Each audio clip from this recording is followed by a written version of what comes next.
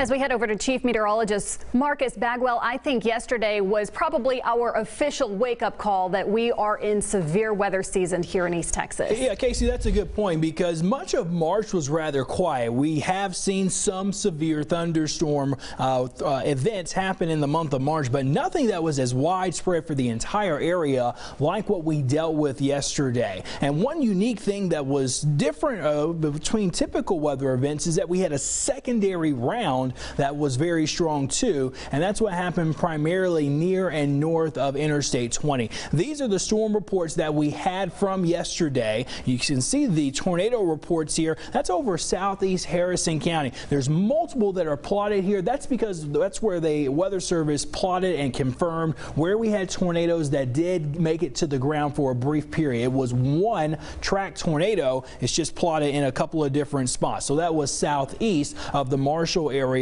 and not too far from the Wascom vicinity. We had lightning strike in the Flint area. We had large hail up to the size of golf balls happen not too far from the station for us here. We certainly had some larger hail come down. And then we had a bunch of wind reports, and a lot of those occurred yesterday evening because of that secondary surge of strong thunderstorms that came in. I got this picture sent in to me late yesterday from my Facebook page. This is Brian Owens from Red Springs, and he's able to capture this intense storm. Now you can notice here how the storm is bowing itself out a little bit, and that's because of the very strong winds associated with it. The storm itself is back in here, and from what I was told, this was rotating just a little bit. You can get that mid-level rotation in the storm, but that's the indication of just how strong the winds were higher up in the atmosphere, and they are shooting down toward the ground. We had wind gusts up to almost 50 to maybe 75 miles an hour in some areas as we dealt with those storms that came through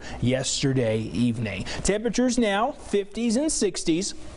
A lot more comfortable than where we were the last few days. We've still had a lot of clouds, though, linger over Toledo Bend. Your temperatures are into the lower in the mid-50s right now, but that will be moving out. Everybody can expect a mostly clear sky overnight, but some clouds on their way for tomorrow. Not as pretty as what we've seen during the course of today. Tomorrow we do expect some passing clouds. No precipitation, though. Temperatures will get close to near 60 degrees. Now, a heads up as we get into our Wednesday morning. We're looking at the potential of frost. It's probably more of a likely chance. Temperatures on Wednesday morning, preliminary, going to be down into the mid and the upper 30s. But I think some outlying areas could be down at about 35, 34, maybe even 33 degrees. So getting close to near freezing for a few spots come Wednesday as that wind becomes light to calm. 7-day forecast. So 61 tomorrow afternoon. Wednesday, we're at 64. Starting Thursday, we begin to warm back up. 74 in the afternoon. We do have a front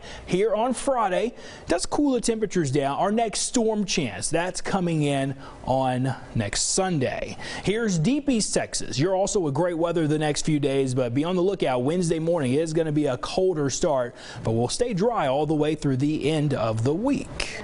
If you put in your tomatoes and peppers like I did, make sure to cover them Tuesday night. Marcus, all right, thank you. Coming up in sports.